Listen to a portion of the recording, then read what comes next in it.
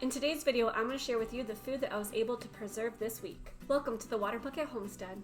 Part of food preparation is taking stock of your previous year's harvest before you start using this year's food.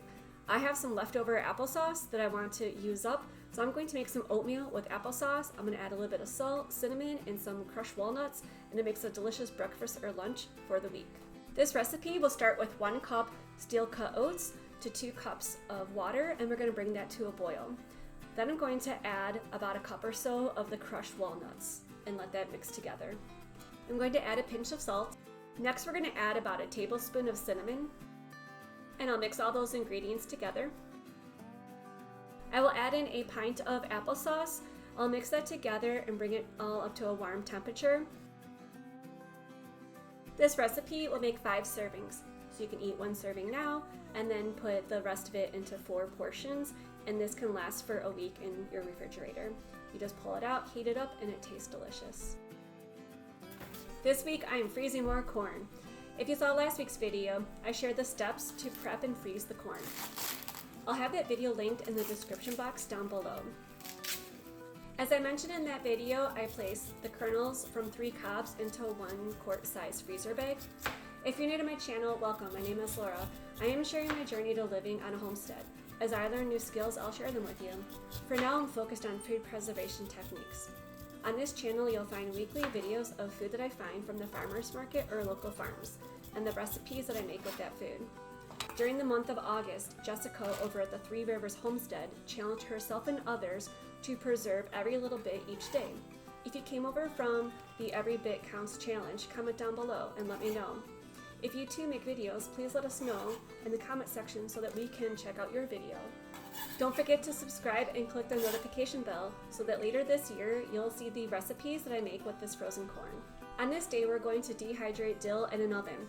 I did a quick little Google search on how to dehydrate dill in an oven, and I found a website called The Urban Farmy, and I used their recipe. This website says to preheat your oven to 150 to 200 degrees Fahrenheit, depending on how low of a temperature your oven goes to. Mine goes to 170 degrees Fahrenheit. Once your oven has reached this temperature, you'll then turn the oven off. I will have the link to the website with all of the instructions on how to dehydrate the dill listed in the description box down below. This is my first time dehydrating anything. If you have any tips or tricks on how to dehydrate herbs, or especially how to prep and dehydrate dill, please let me know down below. I definitely would like to know how to do this going forward. So I just trimmed the little green pieces of the dill off and put them on my cookie sheet. You'll place the cookie sheet in the oven, and you're going to set the timer for 25 minutes, and then every 15 minutes you're going to check on the dill weed. I would say that I think I went through 3 or 4 cycles of 15 minutes. I probably could have gone an extra 15 minutes or so. You're going to see that as I crumbled up the dill weed, there were some pieces that still felt damp, so I didn't put them in my jar. I was so afraid of burning it, I didn't wait to have all of the dill weed dry.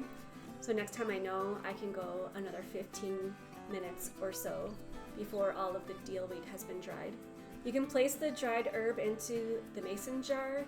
Now I am not sure about the lid. I believe what I heard is that you don't want to use a plastic lid because air can seep in. If you're going to store it for longer than a year, you're going to need like the little oxidized packet so that the dried dill weed doesn't get moisture back in it. But I believe for less than 1 year, you should just be able to put a regular mason jar lid on, it'll be fine. If I'm wrong, please correct me down in the comments below. But I'm excited to see how this dill weed turns out. I will use this dried dill in my next cucumber pickling recipe. If you enjoy seeing what I've been able to preserve this week, give this video a thumbs up. Subscribe so you won't miss out on what I preserve next week. Thanks for watching.